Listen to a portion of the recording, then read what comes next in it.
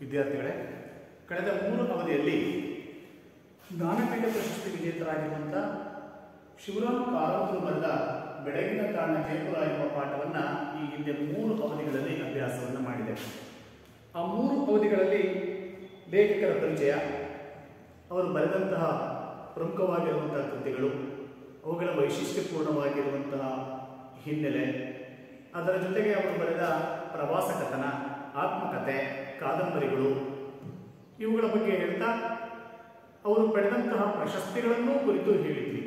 ಅದರ ಜೊತೆಗೆ ಪ್ರವಾಸ ಕಥನದ ಮಹತ್ವ ಏನು, ಅಬುವಿಂದ ಬರಮಾಕೆ ಎಂಬ ಅವರ ಪ್ರವಾಸ ಕಥನ ಏನನ್ನ ಹೇಳುತ್ತದೆ, ಪ್ರವಾಸ ಕಥನದಲ್ಲಿ ಎಷ್ಟು ವಿಧಗಳಿವೆ, ದೇಶೀಯ ಪ್ರವಾಸ ಕಥನ, ಹಾಗೆ ಸ್ಥಳೀಯ ಪ್ರವಾಸ ಕಥನ, ಅಂತಾರಾಷ್ಟ್ರೀಯ ಪ್ರವಾಸ ಕಥನ ಎನ್ನುವಂಥದ್ದನ್ನು 3 ಪ್ರಕಾರಗಳಾಗಿ ನಾವು ಹಿಂದೆ ಅಭ್ಯಾಸವನ್ನು ಮಾಡ್ತಾ ಇರುವ ಸಂದರ್ಭದಲ್ಲಿ ಅವುಗಳ ಬಗ್ಗೆ ಹೇಳ್ತಾ ನಾವು ನಮ್ಮದೇ ಆಗಿರುವಂತಹ ನಮ್ಮ ಸುತ್ತಮುತ್ತಲೂ ಇರುವಂತಹ ದೇಶೀಯ ಪ್ರವಾಸ ಕಥನಗಳನ್ನು ಕುರಿತು ಹಾಗೂ ನಮ್ಮ ದೇಶದ ಸುತ್ತಮುತ್ತ ಇರುವಂತಹ ಪ್ರಮುಖ ಪ್ರವಾಸಿ ಸ್ಥಾನಗಳ ಅಭ್ಯಾಸವನ್ನು ಮಾಡಬೇಕು, ಅದರಿಂದ ಆಗುವಂತಹ ಪ್ರಯೋಜನ ಏನು ಎನ್ನುವಂತಹದ್ದನ್ನು ಇಂದಿನ ತರಗತಿಗಳಲ್ಲಿ ಹೇಳಿದ್ವಿ.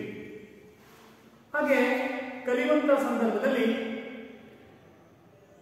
ರಜಪೂತ ಮನೆತನದವರು ನಿರ್ಮಿಸಿದಂತಹ ಕೋಟೆಗಳು, ಅದು ಅಂಬೇರ ಎನ್ನುವಂತಹ ಎತ್ತರವಾಗಿರುವಂತಹ ಪ್ರದೇಶ, ಅಲ್ಲಿರುವಂತಹ ಕೋಟೆಗಳು, ಅದರ ಸಮೀಪದಲ್ಲಿ ಇರುವಂತಹ ಅರಮನೆ, ಆ ಅರಮನೆ ಎಷ್ಟು ಅಂತಸ್ತಿನಿಂದ ಕೂಡಿತ್ತು, ಅಲ್ಲಿರುವಂತಹ ರಾಜರ ಅಂತಃಪುರಗಳು ಹೇಗಿದ್ವು, ಅವುಗಳನ್ನು ಯಾವ ಶಿಲೆಗಳಿಂದ ನಿರ್ಮಿಸಲಾಗಿತ್ತು, ಅದರ ಶೈಲಿ ಏನು, ಹಾಗೂ ಆ ಅಂತಸ್ತುಗಳಲ್ಲಿ ಇರುವಂತಹ ದೇವಸ್ಥಾನ ಅದರ ಒಂದು ರಚನೆಯಾಗಿತ್ತು ಎನ್ನುವಂತಹದ್ದನ್ನು ನೋಡಿದ್ವಿ.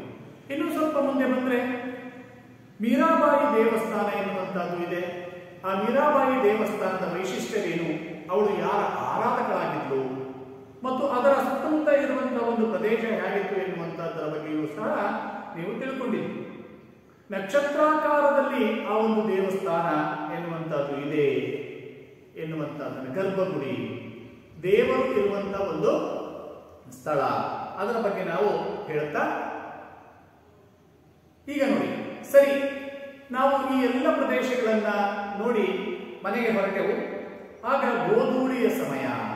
ಗೋಧೂಳಿ ಊರುಗಳಿಂದ ಅಥವಾ ಮನೆಗಳಿಂದ ಮೇಯಲಿಕ್ಕೆ ಕಾಡಿಗೆ ಹೋದಂತಹ ಹಸುಗಳು ಮರಳಿ ಮನೆಗೆ ಬರುವ ಸಮಯ, ಅರ್ಥಾತ್ ಅದನ್ನ ಸಂಜೆಯ ಸಮಯ ಅಂತ ಕರೀತಾರೆ. ಆ ಸಂಜೆಯ ಸಮಯ ತಮಗೆಲ್ಲ ಗೊತ್ತಿರೋ ಹಾಗೆ ಸೂರ್ಯಾಸ್ತದ ಸಮಯದಲ್ಲಿ ಪ್ರಕೃತಿ ತುಂಬಾ ಚೆನ್ನಾಗಿ ಕಂಗೊಳಿಸ್ತಾ ಇರ್ತದೆ. ಅದರ ಜೊತೆಗೆ ಈ ದನಕರುಗಳು ಮನೆಗೆ ಬರುವಂತಹ ಧಾವಂತದಲ್ಲಿ ತಾವು ತುಳಿಯುವಂತಹ ನೆಲದ ಮೇಲೆ ಇರುವಂತಹ ಮಣ್ಣು, ಕೆಂಪನೆಯ ಮಣ್ಣು ಆಗಸದ ಕಡೆಗೆ ಏರ್ತಾ ಇರ್ತದೆ.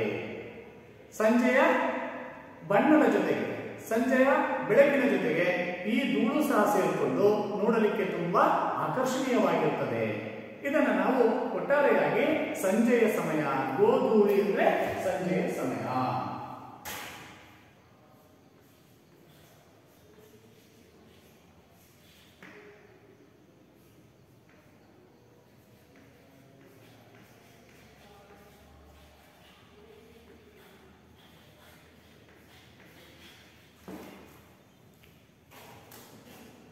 ಗೋಧೂಳಿಯ ಸಮಯ.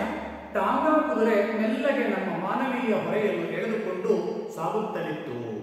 ಕುದುರೆಯ ಗಾಡಿ ಈ ಮನುಷ್ಯ ಶರೀರದ ಭಾರವನ್ನ ಸಹಿಸಿಕೊಂಡು ನಿಧಾನವಾಗಿ ಅದು ಎಳೆದುಕೊಂಡು ಹೋಗ್ತಾ ಇತ್ತು. ಇಲ್ಲಿದ್ದ ಮುಂದೆ ತುಂಬಾ ಹೊಲಗಳು, ಎಲ್ಲಿ ನೋಡಿದರಲ್ಲಿ ಕಣ್ಣಾಯಿಸಿದ ಕಡೆಗೆಲ್ಲ ಹೊಲಗದ್ದೆಗಳು ಇರ್ತಾ ಇದ್ವು. ಆ ಹೊಲಗಳಲ್ಲಿ ಕೋಳಿ ಕಾಗೆಗಳಿಗಿಂತ ಅಗ್ಗವಾಗಿ, ಯಥೇಚ್ಛವಾಗಿ ಅಂತ ಅಗ್ಗವಾಗಿ ಕಾಣಿಸುವ ನವಿಲಿನ ಹಿಂಡು ಅಂದ್ರೆ ಸಮೂಹ, ಗುಂಪು ಅಂತ ಕರೀತಾರೆ. ನಿಜ, ನವಿಲುಗಳ ರಾಜ್ಯದಲ್ಲಿ ಬಣ್ಣದ ಕಣ್ಣು ಹುಟ್ಟಲು, ನವಿಲುಗಳಿಂದ ಸುಂದರವಾಗಿರುವಂತಹ ನವಿಲುಗಳು ವಾಸಿಸುವಂತಹ ಈ ರಾಜ್ಯದಲ್ಲಿ ಆ ನವಿಲಿನ ಕಣ್ಣುಗಳಂತಹ ಬಣ್ಣಗಳನ್ನು ಹೊಂದಿರುವಂತಹ ಮಹಿಳೆಯರು ಅಥವಾ ರಜಪೂತ ಮನೆತನದ ಸ್ತ್ರೀಯರಿಗೆ ಬೇರೆ ಪ್ರೇರಣೆ ಬೇಕಾಗಿಲ್ಲ. ಮೋಟಿವೇಟ್ ಅಂತ ಏನ್ ಕರಿತೀವಲ್ಲ ಅದು ಬೇಕಾಗಿಲ್ಲ. ಮರುದಿನ ಬೆಳಿಗ್ಗೆ ಅಲ್ಲಿಗೆ ಸಮೀಪವಾಗಿರುವ ಜಂತರ್ ಮಂತರ್ ನೋಡಲು ಹೋದೆವು. ಜಂತರ್ ಮಂತ್ರ ಹಳೆಯ ಕಾಲದ ಖಗೋಳ ವಿಜ್ಞಾನದ ಪರಿಶೀಲನಾಲಯ. ಏನೋ ಜಂತ್ರ ಮಂತ್ರ ಎನ್ನುವಂತಹದ್ದು ಹಳೆಯ ಕಾಲದ ಹಿಂದಿನ ಕಾಲದ ಖಗೋಳ ಆಕಾಶದಲ್ಲಿ ನಡೆಯುವಂತ ವಿದ್ಯಮಾನಗಳು, ಅರ್ಥಾತ್ ಸೂರ್ಯ, ಚಂದ್ರ, ನಕ್ಷತ್ರ, ನಕ್ಷತ್ರಗಳ ಪುಂಜ ಇವುಗಳ ಚಲನೆಯನ್ನ ಅಭ್ಯಾಸ ಮಾಡಲಿಕ್ಕೆ ಆಗಿನ ಕಾಲದ ರಜಪೂತ ಮನೆತನದ ವಿಜ್ಞಾನಿಗಳು ಕೆಲವು ಉಪಕರಣಗಳನ್ನ ಆ ಒಂದು ಜಂತರ್ ಮಂತರ್ ಎನ್ನುವಂತಹ ಜಾಗದಲ್ಲಿ ನಿರ್ಮಿಸಿದ್ದಾರೆ. ನೋಡಿ ಮುಂದೆ ಹೇಳಿ. ಅದು ಸುಮಾರು 400-500 ವರ್ಷಗಳ ಪೂರ್ವದಲ್ಲಿ ಖಗೋಳ ಶಾಸ್ತ್ರಜ್ಞರು ಗ್ರಹ, ಸೂರ್ಯ, ಚಂದ್ರ, ತಾರಾಮಂಡಲಗಳನ್ನು ಅಳೆದು ಪರಿಶೀಲಿಸಿ ನೋಡುವ ಸಲುವಾಗಿ ಇಲ್ಲಿ ವಿಚಿತ್ರವಾದ ಸಾಧನಗಳನ್ನು ನೆಟ್ಟಿದ್ದಾರೆ. ವಿಚಿತ್ರ ಅಂತಂದ್ರೆ ಹಾಗಾದ್ರೂ ತಗೋಬಹುದು, ನೋಡ್ಲಿಕ್ಕೆ ಬಹಳ ರೂಪವಾಗಿರುವಂಥದ್ದು, ನೋಡ್ಲಿಕ್ಕೆ ತುಂಬಾ ಸೊಗಸಾಗಿರುವಂತಹದ್ದು, ವಿಚಿತ್ರವಾಗಿರುವಂತಹ ಸಾಧನಗಳನ್ನ ಒಟ್ಟಾರೆ ಅಲ್ಲಿ ನೆಟ್ಟಿದ್ದಾರೆ.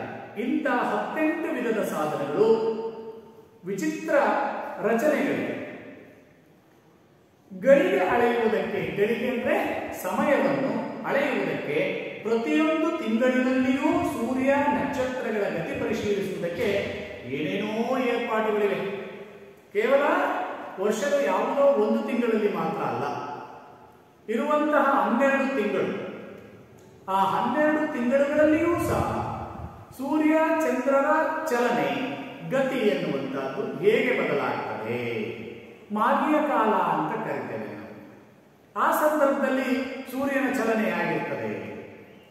ಅದರ ಜೊತೆಗೆ ಸಂಕ್ರಾಂತಿಯ ಸಂಕ್ರಮಣದ ದಿನ ಸೂರ್ಯ ತನ್ನ ಪಥವನ್ನ ಹೇಗೆ ಬದಲಾಯಿಸ್ತಾನೆ, ಅಲ್ಲಿ ನಡೆಯುವಂತಹ ಪ್ರಕ್ರಿಯೆಗಳು ಏನು, ಅಲ್ಲಿ ನಡೆಯುವಂತಹ ವಿದ್ಯಮಾನಗಳು ಏನು, ಯಾವ ಯಾವ ನಕ್ಷತ್ರಗಳು, ಯಾವ ಯಾವ ಗ್ರಹಗಳ ಚಲನೆ ಹೇಗಿರುತ್ತೆ, ಇಂಥ 10 ಸಂಗತಿಗಳನ್ನು ತಿಳ್ಕೊಳ್ಳಿಕ್ಕೆ ಆ ಒಂದು ಜಂತರ್ ಮಂತರ್ ಎನ್ನುವಂತಹ ಜಾಗದಲ್ಲಿ ವಿಶಿಷ್ಟವಾಗಿರುವಂತಹ ಸಾಧನಗಳನ್ನ ನೆಟ್ಟಿರುವಂತಹದ್ದನ್ನ ನಾವು ನೋಡ್ತೇವೆ.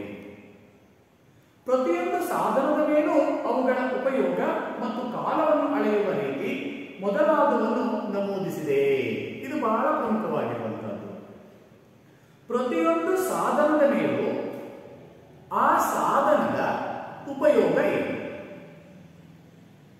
ಹಾಗೆ ಕಾಲವನ್ನು ಅಳೆಯುವ ಬಗೆ, ರೀತಿ ಹೇಗೆ, ಇಂಥ 10 ಹಲವು ವಿಚಾರಗಳನ್ನ ಅಲ್ಲಿ ನಮೂದಿಸಲಾಗಿದೆ, ದಾಖಲಿಸಲಾಗಿದೆ.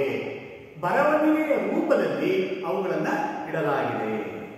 ದೂರದರ್ಶಿಯ ಸಹಾಯವಿಲ್ಲದೆ, ದೂರದರ್ಶಕರು ಅವುಗಳ ಸಹಾಯವಿಲ್ಲದೆ ಬರಿಗಣ್ಣಿನಿಂದಲೇ ಖಗೋಳದ ಗ್ರಹಗಳ ಗತಿಯನ್ನು ಅಳೆಯಲು ಮಾಡಿದ ಈ ಸಾಧನಗಳು ಗಣಿತಕ್ಕೂ ಸೂಕ್ಷ್ಮ ಪರಿಶೀಲನೆಗೂ ಹಿರಿಯರು ಸಲ್ಲಿಸಿದ ಕಾಣಿಕೆಯಾಗಿದೆ. ನೋಡಿ, ದೂರದರ್ಶಕಗಳ ಸಹಾಯವಿಲ್ಲದೆ ಬರಿಗಣ್ಣಿನಿಂದ ಹೇಗೆ ನಾವು ಈ ಆಕಾಶದಲ್ಲಿ ಅಥವಾ ಖಗೋಳದಲ್ಲಿ ಘಟಿಸುವಂತಹ ಘಟನಾವಳಿಗಳನ್ನು ನಾವು ನೋಡಬಹುದು ಎನ್ನುವಂತಹ ವಿಶಿಷ್ಟವಾಗಿರುವಂತಹ ಸಾಧನಗಳನ್ನ ಅಲ್ಲಿ ನೆಟ್ಟಿದ್ದಾರೆ. ಉದಾಹರಣೆಗೆ ಪ್ರಕೃತಿಯಲ್ಲಿ ಘಟಿಸಿರುವಂತಹ ಗ್ರಹಣಗಳನ್ನು ನೋಡುವ ಸಮಯದಲ್ಲಿ ಮನೆಯ ಹಿರಿಕರು, ಅದರಲ್ಲೂ ಸಂಪ್ರದಾಯವಾದಿ ಮನೆತನದ ಜನ ಹೇಳ್ತಾರೆ, ಈ ಗ್ರಹಗಳು ಅಥವಾ ಗ್ರಹಣಗಳಿಂದ ಸಮಾಜಕ್ಕೆ ಅಥವಾ ಮನುಷ್ಯನ ಆರೋಗ್ಯದ ಮೇಲೆ ತೊಂದರೆಗಳು ಉಂಟಾಗುತ್ತವೆ. ಆದ್ದರಿಂದ ಗ್ರಹಣಗಳು ಘಟಿಸುವ ಸಮಯದಲ್ಲಿ ಯಾರೂ ಸಹ ಮನೆಯಿಂದ ಹೊರಬರಬಾರದು, ತಂಗಳು ಪದಾರ್ಥಗಳನ್ನು ಸೇವಿಸಬಾರದು, ಗ್ರಹಣ ಹಿಡಿಯುವ ಪೂರ್ವಕ್ಕೆ ಅಥವಾ ಮೊದಲೇ ಎಲ್ಲರೂ ಆಹಾರವನ್ನು ಸೇವಿಸಿ ಮನೆಯ ಒಳಗಡೆ ನೆಮ್ಮದಿಯಾಗಿ ಇರಬೇಕು. ಗ್ರಹಣ ಮುಗಿದ ನಂತರ ಮನೆಯನ್ನ ಶುಭ್ರಗೊಳಿಸಿ ಗೋಮೂತ್ರವನ್ನ ಸಿಂಪಡಿಸಿ ತದನಂತರದಲ್ಲಿ ಹೊಸದಾಗಿ ಆಹಾರವನ್ನ ಬೇಯಿಸಿ ತಯಾರಿಸಿಕೊಂಡು ಊಟವನ್ನ ಮಾಡಬೇಕು. ಅದಕ್ಕಿಂತ ಪೂರ್ವದಲ್ಲಿ ಗ್ರಹಣ ಮುಗಿದ ನಂತರ ದೇವಸ್ಥಾನಗಳಿಗೆ ಹೋಗಿ ಪೂಜೆ ಸಂಪ್ರದಾಯಸ್ಥ ಜನರ ಮತ್ತು ಅನೇಕ ಜನಾಂಗದವರು ಈ ಸಂಸ್ಕೃತಿಯನ್ನು ಬೆಳೆಸಿಕೊಂಡು ಬಂದಿರ್ತಾರೆ. ಆದರೆ ವಿಜ್ಞಾನದ ದೃಷ್ಟಿಯಲ್ಲಿ, ವಿಜ್ಞಾನಿಗಳ ದೃಷ್ಟಿಯಲ್ಲಿ ಗ್ರಹಣಗಳು ಪ್ರಕೃತಿಯಲ್ಲಿ ನಡೆಯುವಂತಹ ಸಹಜ ಕ್ರಿಯೆಗಳು ಮಾತ್ರ ಎನ್ನುವಂತಹದ್ದನ್ನು ಹೇಳುತ್ತಾರೆ. ಆದರೆ ಸಂಪ್ರದಾಯಕ್ಕೂ ಮತ್ತು ವಿಜ್ಞಾನಕ್ಕೂ ಎಲ್ಲಿಯೋ ಒಂದು ಕಡೆ ನಂಟಿರುವಂತಹದ್ದನ್ನ ನಾವು ಒಪ್ಪಿಕೊಳ್ಳೇಬೇಕಾಗುತ್ತೆ.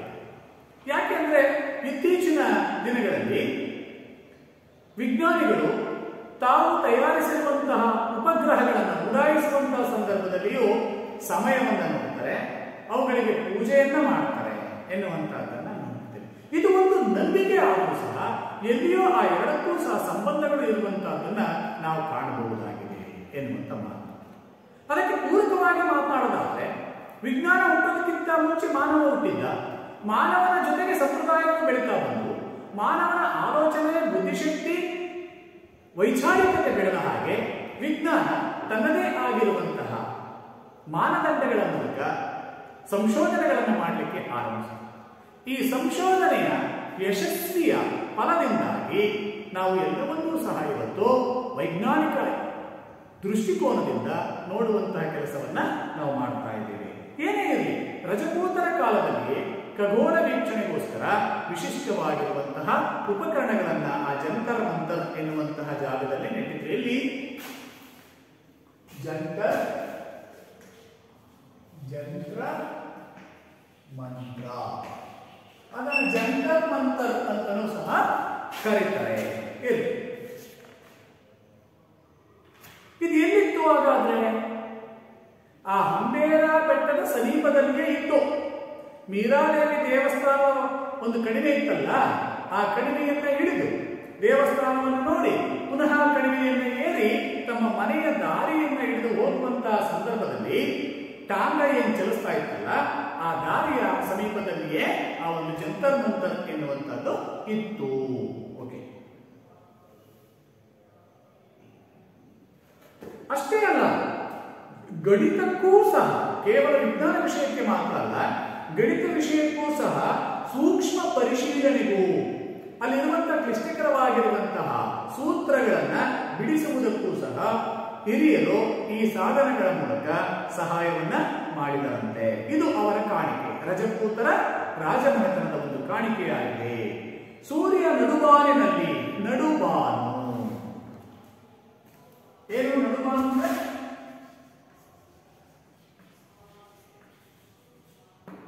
ಆಕಾಶದ ಮಧ್ಯ ಅಂತ.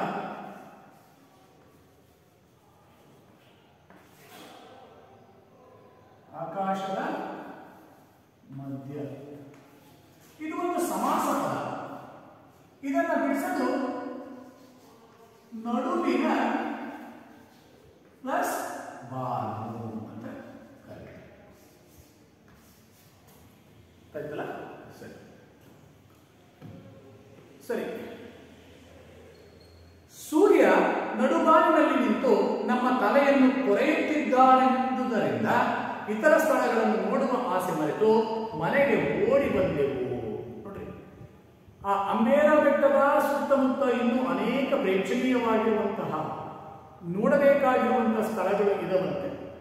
ಆದರೆ ಆ ವೇಳೆಗಾಗಲೇ ಮಧ್ಯಾಹ್ನದ ಸಮಯ, ಸೂರ್ಯ ನೆತ್ತಿಯ ಮೇಲೆ ಬಂದಿದ್ದಾನೆ, ನಡುಬಾನಿಗೆ ಬಂದಿದ್ದಾನೆ.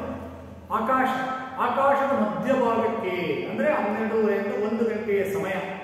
ಆ ವೇಳೆಗಾಗಲೇ ಸೂರ್ಯನ ಶಾಖ ಎನ್ನುವಂಥದ್ದು ಮನುಷ್ಯನ ತಲೆಯನ್ನ ಏನ್ ಮಾಡ್ತಾ ಇದೆಯಂತೆ, ಕೊರೆದು ಒಳಗೆ ಬರ್ತಾ ಇದೆಯೇನೋ, ಆ ಸೂರ್ಯನ ಕಿರಣಗಳು ತಲೆಯನ್ನು ಕೊರೆದು ದೇಹವನ್ನು ಪ್ರವೇಶಿಸ್ತಾ ಇದ್ದಾವೇನೋ ಎನ್ನುವಂತಹ ಉಷ್ಣತೆ ಲೇಖಕರಿಗೆ ಅನ್ನಿಸ್ತು. ಹಾಗಾಗಿ ಈ ಸೂರ್ಯನ ತಾಪವನ್ನು ಸಹಿಸಲಾರದೆ ನೋಡಬೇಕಾಗಿರುವಂತಹ ಪ್ರೇಕ್ಷಣೀಯ ಸ್ಥಳಗಳನ್ನು ನೋಡದೆ ಪ್ರವಾಸವನ್ನು ಪಟುಕುಗೊಳಿಸಿ ಮನೆಯ ಕಡೆಗೆ ನಿಧಾನವಾಗಿ ಹೋಗಿಲ್ಲ, ಓಡಿ ಬಂದೆವು. ಅದರರ್ಥ ಓಡಿ ಬಂದೆವು, ನಾವು ನಡ್ಕೊಂಡು ಬರಲಿಲ್ಲ, ಟಾಂಗಾದಲ್ಲೇ ಬಂದು ಟಾಂಗವು ವೇಗವಾಗಿ ಅವರ ಮನೆಯ ಕಡೆಗೆ ಹೋಗ್ತಾ ಇತ್ತು ಎನ್ನುವಂಥದ್ದು. ಈಗ ಅರ್ಥ ಆಗ್ತಾ ಇದೆಯಲ್ಲ ನಿಮಗೆ?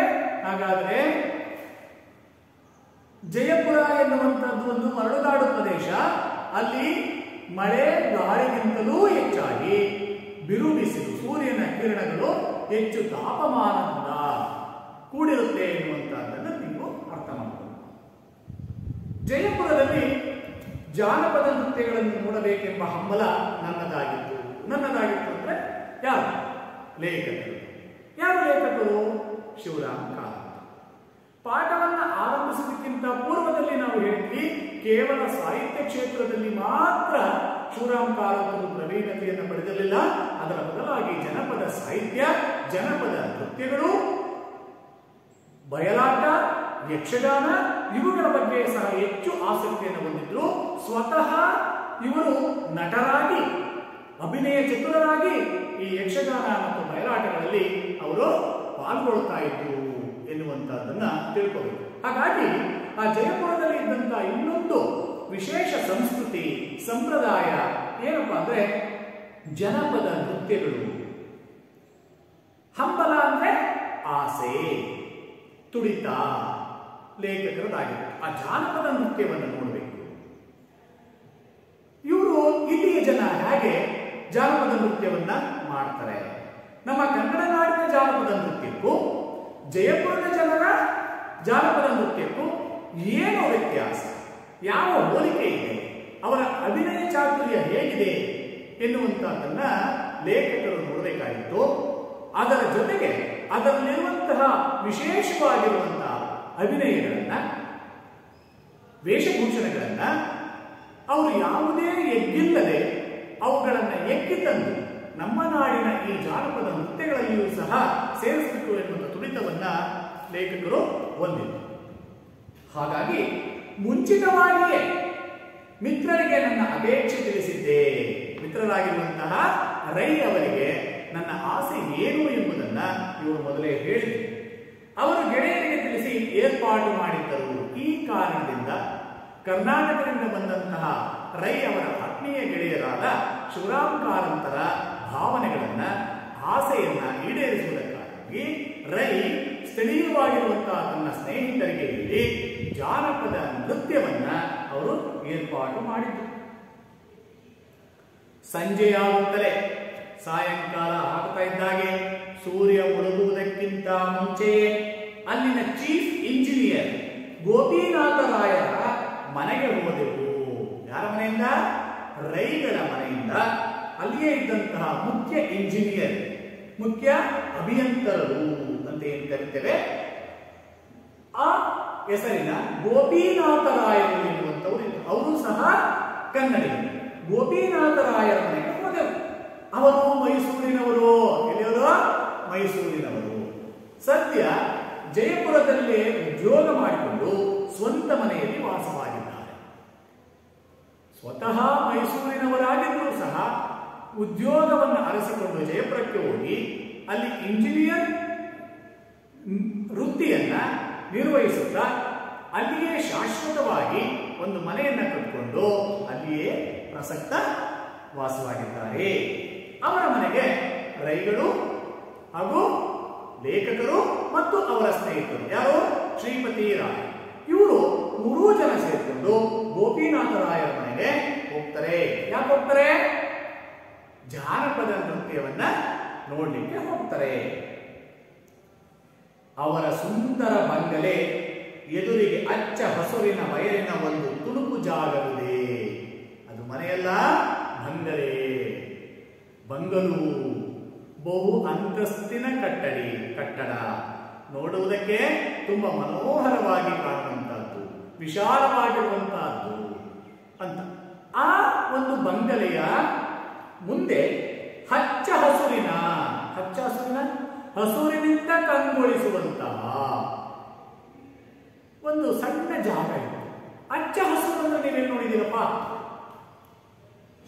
ಸಹ್ಯಾದ್ರಿ ಪರ್ವತದ ತಪ್ಪಲುಗಳಲ್ಲಿ ನೋಡ್ತೀರಿ. ಅಲ್ಲಿ ಹೋಗಿ ನೋಡ್ಲಿಕ್ಕೆ ಆಗಲ್ಲ. ಸರಿ, ಹಾಗಾದ್ರೆ ಅಲ್ಲಿ ಬಿಟ್ಟು ಬೇರೆ ಎಲ್ಲಿ ನೋಡಿದಿರಿ ಹೇಳಿ ನೋಡ. ಇಲ್ಲೇ ನೋಡ್ತೀರಪ್ಪ. ನಿಮ್ಮ ಹೊಲ ಗದ್ದೆಗಳಿಗೆ ಹೋದ್ರೆ ಮಳೆಗಾಲದ ಸಂದರ್ಭದಲ್ಲಿ ಒಳ್ಳೆ ಬೆಳೆಗಳು ಏನಾದರೂ ಬಂದಿದ್ರೆ ಸಂಪೂರ್ಣವಾಗಿ ಕಣ್ಣಾಯಿಸಿದ ಕಡೆಗೆಲ್ಲ ಹಚ್ಚ ಹಸುರಿನ ಬೆಳೆಗಳು ಬೆಳೆದಿರ್ತವೆ. ಹೌದಾ? ಹಾಗೆಯೇ ನೀರಾವರಿ ಪ್ರದೇಶಗಳಿಗೆ ಹೋದ್ರೆ ಎತ್ತ ನೋಡಿದರತ್ತ ಭತ್ತದ ಗದ್ದೆಗಳ ರಾಶಿ ಕಾಣ್ತಾ ಇರ್ತದೆ ಎನ್ನುವಂಥದ್ದು ಕುವೆಂಪುರವರ ಮಲೆಗಳಲ್ಲಿ ಮದುಮಗಳು ಎನ್ನುವಂತಹ ಒಂದು ಕೃತಿ. ಹಾಗೆಯೇ ಅವರ ಕಾವ್ಯಗಳನ್ನು ನೋಡಿದ್ರೆ ಸಂಪೂರ್ಣವಾಗಿ ಕುವೆಂಪು ಅವರು ಪ್ರಕೃತಿಯ ಆರಾಧಕರಾಗಿದ್ದರು. ಅವರು ಪಕ್ಷಿಕಾಶಿ ಎನ್ನುವಂತಹ ಒಂದು ಕವನ ಸಂಕಲನದಲ್ಲಿ ದೇವರು ರುಜು ಮಾಡಿದನು ಎಂಬ ಒಂದು ಪದ್ಯವನ್ನು ಬರೀತಾರೆ. ಅಲ್ಲಿ ಅವರು ವರ್ಣನೆಯನ್ನ ಮಾಡ್ತಾರೆ. ಏನು ವರ್ಣನೆಯನ್ನ ಮಾಡ್ತಾರೆ? ಬಿತ್ತರದಾಗಸ ಹಿನ್ನೆಲೆಯಾಗಿದೆ ಪರ್ವತದೆತ್ತರ ಸಾಲಾಗೆಸೆದರೆ ಕಿಕ್ಕಿರಿ ದಡವಿಗಳಂಚಿನ ನಡುವೆ ಜಲಸುಂದರಿ ತುಂಗೆ. ನೀವೆತ್ತ ಕಣ್ಣನ್ನು ಆಸೆರು ನಿಂತ್ಕೊಂಡು ಕಣ್ಣಿನ ನೋಟ ಕೊನೆ ಆಗುವವರೆಗೂ ಹಚ್ಚ ಹಸುವಿನಿಂದ ಕೂಡಿರುವಂತಹ ಒಂದು ಬಯಲನ್ನ ನಾವು ನೋಡ್ತಾ ಹೋಗ್ತೇವೆ. ಹಾಗೆ ಆಶ್ಚರ್ಯ ಪಡಬೇಕಾಗಿರುವಂತಹ ವಿಚಾರ, ಅದಕ್ಕೆ ನಾನು ಇದನ್ನು ಒತ್ತಿ ಒತ್ತಿ ಹೇಳ್ತಾ ಇದ್ದೀನಿ. ಜಯಪುರ ಹೇಳಿ ಕೇಳಿ ಮರಳಿನಿಂದ ಕೂಡಿರುವಂತಹ ಭೂಪ್ರದೇಶದಿಂದ ಇರುವಂತಹ, ಹೌದಾ? ಹಾಗೆಯೇ ರೈಯವರ ಮನೆ ಜಯಪುರದಿಂದ ಹೊರಗೆ ಉಸುಕು ಅಥವಾ ಮರಳಿನಿಂದ ಕೂಡಿರುವ ಪ್ರದೇಶವನ್ನು ಒಳಗೊಂಡಂತಹ ಸ್ಥಳದಲ್ಲಿ ನಿರ್ಮಿಸಿಕೊಂಡಿರುವಂತಹ ಒಂದು ಮನೆ. ಆ ಮನೆಯಿಂದ ಗೋಪಿನಾಥರ ರಾಯರ ಮನೆಗೆ ಜಾನಪದ ನೃತ್ಯವನ್ನ ನೋಡ್ಲಿಕ್ಕೆ ಬಂದಾಗ ಅವರಿಗೆ ಆಶ್ಚರ್ಯ ಆಗ್ತದೆ. ಅದೊಂದು ದೊಡ್ಡ ಬಂಗಲೆ. ಆ ಬಂಗಲೆಯ ಎದುರಿನಲ್ಲಿ ಮುಂಭಾಗದಲ್ಲಿ ಹಚ್ಚ ಹಸುರಿನಿಂದ, ಅಂದ್ರೆ ನೋಡ್ತಾ ಇದ್ರೆ ಬರೀ ಹಸುರೇ ಕಾಣುತ್ತೆ, ಅದರ ತಳಭಾಗದಲ್ಲಿರುವಂತ ನೆಲ ಕಾಣ್ತಾ ಇದೆ. ಹಾಗೆ ಹಚ್ಚ ಹಸುರಿನಿಂದ ಕೂಡಿರುವಂತಹ ಒಂದು ಸ್ವಲ್ಪ ಚಿಕ್ಕ ಜಾಗ ಅಲ್ಲಿ ಇದೆ. ಅಲ್ಲೇ ನೃತ್ಯ ಕಾರ್ಯಕ್ರಮ, ಆ ಒಂದು ಚಿಕ್ಕ ಜಾಗದಲ್ಲಿ ಹಚ್ಚ ಹಸುವಿನಿಂದ ಕೂಡಿರುವಂತಹ ಜಾಗದಲ್ಲಿಯೇ ನೃತ್ಯ ಕಾರ್ಯಕ್ರಮವನ್ನು ಏರ್ಪಡಿಸಿದರು. ಊರಿನ ಜನಸಾಮಾನ್ಯರು ನರ್ತಿಸುವ ನೃತ್ಯವನ್ನು, ಯಾರು? ಊರಿನ ಜನಸಾಮಾನ್ಯರು. ಇದು ಬಹಳ ಮುಖ್ಯ.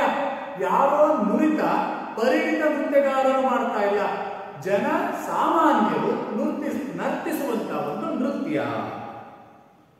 ಇಬ್ಬರು ಯೌವನಾವಸ್ಥರು ಸ್ತ್ರೀಯರ ಹುಡುಗೆ ಹುಟ್ಟಿದ್ದರು. ಯಾರು? ಯೌವನಾವಸ್ಥೆಗೆ ಅಂದ್ರೆ ಯುವಕರು ಮಹಿಳೆಯರ ವೇಷವನ್ನ ಧರಿಸಿದಂತೆ.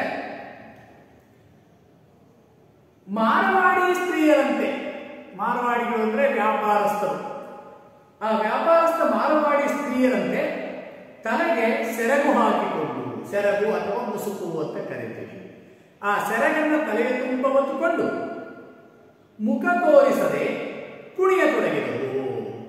ಯಾರು? ನೃತ್ಯಗಾರರು. ಯಾರ ನೃತ್ಯಗಾರರು? ಪುರುಷರು. ಯಾರ ವೇಷವನ್ನು ಧರಿಸಿದರೆ? ಮಹಿಳೆಯರ ವೇಷವನ್ನ ಧರಿಸಿದರೆ. ಹೀಗೆ ಆ ಮಹಿಳೆಯರ ವೇಷವನ್ನು ಧರಿಸಿ ಸೀರೆಯನ್ನು ಉಟ್ಟು ಸೆರಗನ್ನ ತಲೆಯ ತುಂಬ ಹೊತ್ತು ಆ ಜಾನಪದ ನೃತ್ಯವನ್ನ ಅವರು ಮಾಡ್ತಾ ಇದ್ರಂತೆ. ಯಾವ ತರ? ಮಾರವಾಡಿ ಸ್ತ್ರೀಯರಂತೆ. ಮುಖ ತೋರಿಸದೆ ಕುಣಿಯತೊಡಗಿದರು. ಹಿಮ್ಮೇಳಕ್ಕೆ, ಆ ನೃತ್ಯಕ್ಕೆ ಪೂರಕವಾಗಿ ನುಡಿಸುವ ವಾದ್ಯ ಹಿಮ್ಮೇಳಕ್ಕೆ ಡೋಲು ತಮಟೆಗಳಿದ್ದವು. ನಿಮ್ಮ ಪುಸ್ತಕದ ಕೊನೆಯ ಭಾಗದಲ್ಲಿ ಭಾಷಾಭ್ಯಾಸ ಅಂತ ಇದೆಯಲ್ಲ, ಅಲ್ಲಿ ಬರ್ತದೆ ನೃತ್ಯಕ್ಕೆ ಹಿಮ್ಮೇಳವಾಗಿ ಇದ್ದಂತಹ ವಾದ್ಯಗಳು ಯಾವುವು ಅಂದ್ರೆ ನೀವು ಅದನ್ನು ಅಂಡರ್ಲೈನ್ ಮಾಡ್ಕೋಬೇಕಾಗ್ತದೆ. ಏನು? ಡೋಲು ಮತ್ತು ತಮಟೆಗಳು. ತಮಟೆ ಒಂದೇ ವಾದ್ಯ, ಡೋಲು ಸಹ ಒಬ್ಬನೇ ಬಾರಿಸುವಂತ ಒಂದು ವಾದ್ಯ, ಏಕವಾದ್ಯಗಳು ಅಂತ ಅವುಗಳನ್ನ ಕರೀತಾರೆ. ಡೋಲು ಮತ್ತು ತಮಟೆಗಳಿದ್ದವು. ಆ ಒಂದು ತಮಟೆ ಒಬ್ಬ ಬಾರಿಸುವುದು ಅಂತವನ್ನ ಹಲವನ್ನ ಅನೇಕ ಜನ ಏಕಕಾಲದಲ್ಲಿ ಬಾರಿಸಿದರು. ಮುಂಭಾಗದಲ್ಲಿ ಸ್ತ್ರೀ ವೇಷದ ನರ್ತಕರು ಲಾಸ್ಯವೆಸಗಿದರು. ಮುಂಭಾಗದಲ್ಲಿ, ಯಾರ ಮುಂಭಾಗದಲ್ಲಿ? ನರ್ತಿಸುವ ಸ್ತ್ರೀ ವೇಷಧಾರಿ ನೃತ್ಯಗಾರರ ಮುಂದೆ ನರ್ತಕರು, ನಟನೆಯನ್ನು ಮಾಡುವಂತವರು ಲಾಸ್ಯವೆಸಗುವರು, ವಿವಿಧ ಪಟ್ಟುಗಳನ್ನು ಹಾಕಿ ನರ್ತನವನ್ನ ಮಾಡ್ತಾ ಇದ್ದಾರೆ.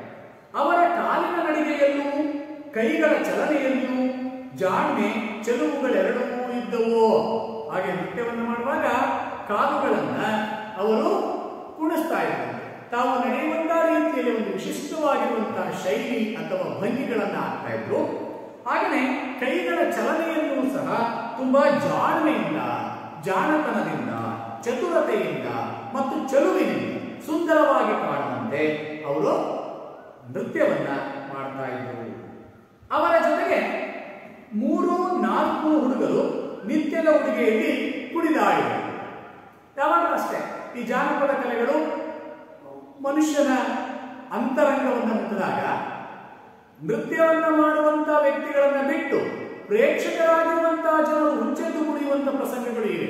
ಹಾಗೆ ಇಲ್ಲಿಯೂ ಸಹ ನರ್ತನವನ್ನ ಮಾಡುವಂತಹ ಪಟುಗಳ ಅಥವಾ ನಟರ ನರ್ತನವನ್ನ ನೋಡಿ ಸಾಮಾನ್ಯ ಉಡುಗೆ ತೊಡುಗೆಗಳನ್ನ ಧರಿಸಿರುವಂತಹ ಕೆಲವು 4-6 ಮಕ್ಕಳು ಅಥವಾ ಹುಡುಗರು ಅವರ ಜೊತೆಗೆ ನರ್ತನವನ್ನ ಮಾಡಲಿಕ್ಕೆ ಆರಂಭಿಸುತ್ತಾರಂತೆ. ಆ ನೋಟವನ್ನು ನೋಡುವುದಕ್ಕೆ ಪುರವಣಿಗರು ಬಂದು ಕಲಿತರು. ಪುರವಣಿಗರು, ಊರಿನ ಇತರ ಜನರೂ ಸಹ ಬಂದು ಅಲ್ಲಿ ಕಲಿತರು ಸೇರಿಕೊಂಡರು. ನಮಗಾಗಿ ಒಂದೇ ದಿನದ ಏರ್ಪಾಟಿನಿಂದ, ನಮಗಾಗಿ ಅಂದ್ರೆ ಕರ್ನಾಟಕದಿಂದ ಹೋದಂತ ಶಿವರಾಮ್ ಕಾರಂತರು ಮತ್ತು ಶ್ರೀಪತಿ ಅವರಿಗೋಸ್ಕರ ಒಂದೇ ದಿನದ ಏರ್ಪಾಟಿನಿಂದ ಈ ಕಾರ್ಯಕ್ರಮವನ್ನು ಏರ್ಪಡಿಸಿದ ಮಿತ್ರರಿಗೆ ನಾನು ತುಂಬಾ ಕೃತಜ್ಞನಾಗಿರುವೆ. ಅವರಿಗೆ ನಾನು ಚಿರಋಣಿಯಾಗಿರುವೆ.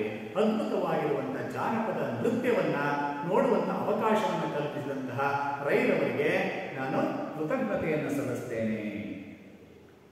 ಕೆಲಸವಾದ ಮೇಲೆ ಗೋಪಿನಾಥರ ಆತಿಥ್ಯ ಉಪಚಾರ ಅತಿಥಿ ಸತ್ಕಾರವನ್ನು ಸ್ವೀಕರಿಸಿ ಮನೆಗೆ ಮರಳಿದೆವು. ಹೀಗೆ ಬೆಳಗ್ಗೆಯಿಂದ ಅಂಬೇರಕ್ಕೆ ಹೋಗಿ ಅಲ್ಲಿಯ ಪ್ರೇಕ್ಷಣೀಯ ಸ್ಥಳಗಳನ್ನ, ಕೋಟೆಗಳನ್ನ, ಅರಮನೆಯ ಒಳಗಡೆ ಇರುವಂತಹ ದೇವಸ್ಥಾನಗಳನ್ನ, ಸಭಾ ಮಂಟಪಗಳನ್ನ, ಅಲ್ಲಿ ಇರುವಂತಹ ಕೆತ್ತನೆಗಳನ್ನ,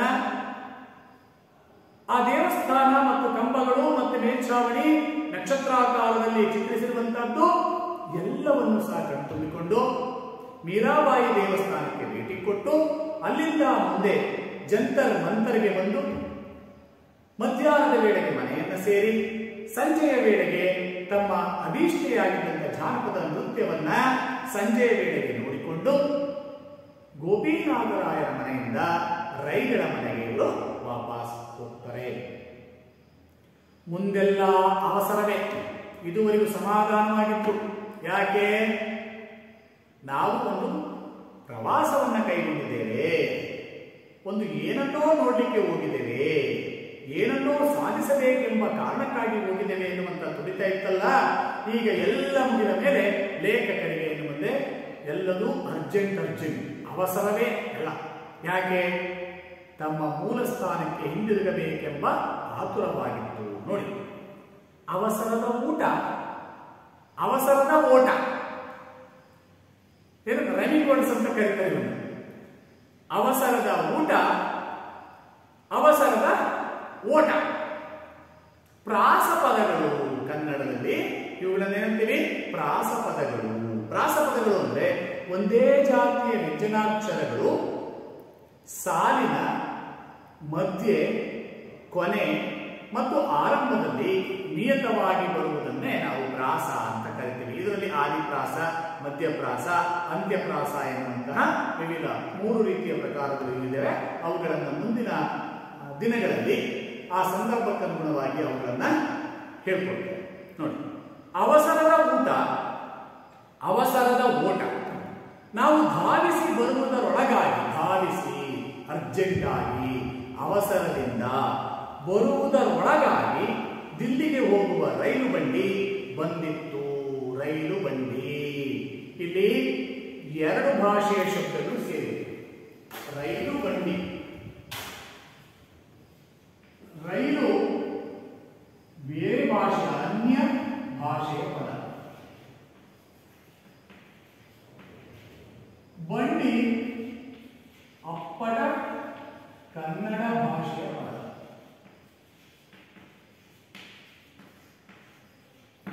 ರೈಲು ಬಂಡಿ ಎನ್ನುವಂಥದ್ದಕ್ಕೆ ಕನ್ನಡದಲ್ಲಿ ಉಗಿಬಂಡಿ ಅಂತ ಕರೀತಾರೆ. ಏನಂತಾರೆ? ಉಗಿಬಂಡಿ ಅಂತ ಕರೀತಾರೆ.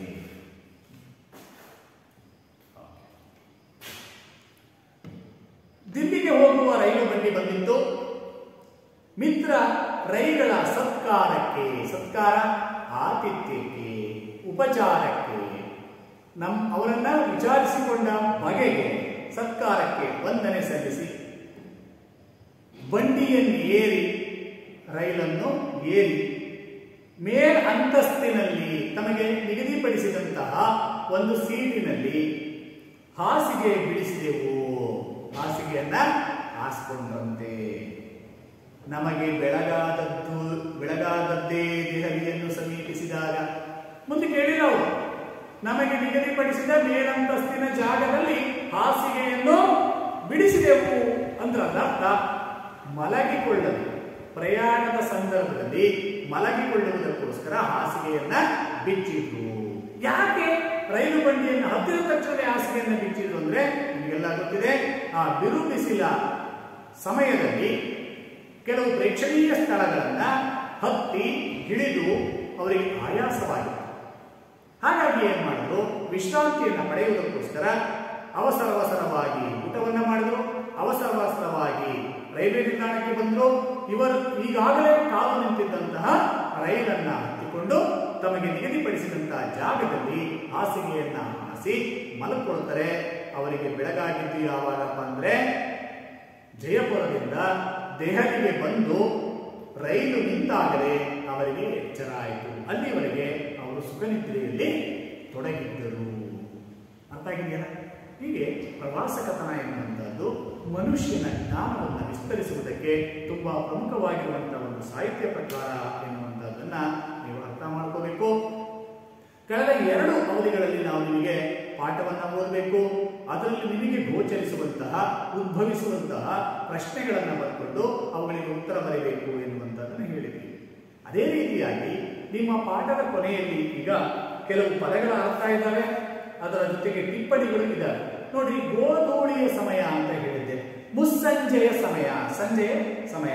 ಗ್ರಾಮೀಣ ಪ್ರದೇಶಗಳಲ್ಲಿ ದನಕರುಗಳು ಮನೆಗೆ ಹಿಂದಿರುಗಿ ಬರುವಾಗ ಅವುಗಳ ಗೊರಳಿನ ಘರ್ಷಣೆಯಿಂದಾಗಿ ನೆಲದಿಂದ ಧೂಳು ಏಳುತ್ತದೆ.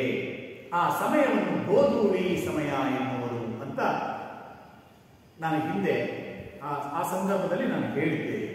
ದಿಡ್ಡಿ, ಸಣ್ಣ ಬಾಗಿಲು, ಹೆಬ್ಬಾಗಿಲು ಅಥವಾ ಮುಖ್ಯದ್ವಾರದ ಬಾಗಿಲು ಮುಚ್ಚಿದಾಗ ತೆರೆದಿರುವ ಕಿರುಬಾಗಿಲು. ಮುಚ್ಚಿಕೆ ರಚನೆ, ಕಟ್ಟಡ ರಚನಾ ವಿನ್ಯಾಸದ ಬಗೆ, ಪದರು ರೂಪದ ಹೊದಿಕೆಯ ಕಟ್ಟಡ ರಚನೆ. ರಜಪೂತಾನ ಶೈಲಿ, ಇದು ರಜಪೂತ ರಾಜಸ್ಥಾನ ಪ್ರಾಂತೀಯ ರಾಜವಂಶೀಯ ಶಿಲ್ಪಕಲಾ ಶೈಲಿಯ ಬಗೆ. ವಿಶಾಲ ಅಂಕಣದಲ್ಲಿ ಲಲಿತವಾದ ಕಮಾನು ಮತ್ತು ಕಂಬಗಳ ಪರಸ್ಪರ ಹೊದಿಕೆಯ ರಚನಾ ವಿನ್ಯಾಸದ ನಮೂನೆ. ಇಂದಿನ ತರಗತಿಯಲ್ಲಿ ಅದರ ಬಗ್ಗೆ ಹೇಳಿದ್ವಿ. ಚಂದ್ರಕಾಂತ ಶಿಲೆ, ಚಂದ್ರ ಪ್ರಕಾಶದಿಂದ ದ್ರವಿಸುತ್ತದೆ ಎಂದು ಭಾವಿಸಲಾದ ಒಂದು ಬಗೆಯ ಬಿಳಿಯ ಕಲ್ಲು ಅಮೃತ ಶಿಲೆ ಅಂತ ಹೇಳಿದ್ವಿ. ಹೀಗೆ ಅವುಗಳನ್ನು ಬರ್ಕೋಬೇಕು. ಅದರ ಜೊತೆಗೆ ನಿಮಗೆ 1 ಅಂಕದ ಪ್ರಶ್ನೆಗಳು, 2-3 ವಾಕ್ಯದ ಪ್ರಶ್ನೆಗಳು, ದೀರ್ಘ ಪ್ರಶ್ನೆಗಳು, ಸಂದರ್ಭಾನುಸಾರ ಬರೆಯುವಂತಹ ಪ್ರಶ್ನೆಗಳು, ಬಿಟ್ಟ ಜಾಗವನ್ನು ಸೂಕ್ತ ಪದಗಳಿಂದ ಭರ್ತಿ ಮಾಡಿ ಎನ್ನುವಂಥದ್ದು. ಉದಾಹರಣೆಗೆ ಜಯಪುರ ಬಣ್ಣಗಾರರ ಡ್ಯಾಶ್ ಅಂದ್ರೆ ತವರೂರು ಅಂತ ಹಿಂದೆ ನಾವು ಹೇಳಿದಿವಲ್ವಾ, ಆ ರೀತಿಯಾಗಿ ನೀವು ಪಾಠವನ್ನು ಸರಿಯಾಗಿ ಗ್ರಹಿಸಿದ್ರೆ ಅದನ್ನು ಉತ್ತಮವಾಗಿ ನಿಮ್ಮ ಪ್ರಶ್ನೋತ್ತರಗಳ ಸಂದರ್ಭದಲ್ಲಿ ಬರೆಯುವುದಾಗಿದೆ. ಮಕ್ಕಳೇ, ನಿಮಗೆಲ್ಲರಿಗೂ ಇವತ್ತಿನ ಪಾಠ ಅರ್ಥ ಆಗಿದೆ ಅಂತ ಹೇಳ್ತಾ ಈ ಪಾಠವನ್ನು ಮುಗಿಸ್ತಾ ಇದ್ದೇವೆ. ನೀವೆಲ್ಲರೂ ನೋಟ್ಸ್ ಅನ್ನ ಚೆನ್ನಾಗಿ ಬರ್ಕೊಂಡು ಬಂದು ನಮಗೆ 2 ದಿವಸದಲ್ಲಿ ತೋರಿಸ್ಬೇಕು. ಧನ್ಯವಾದ.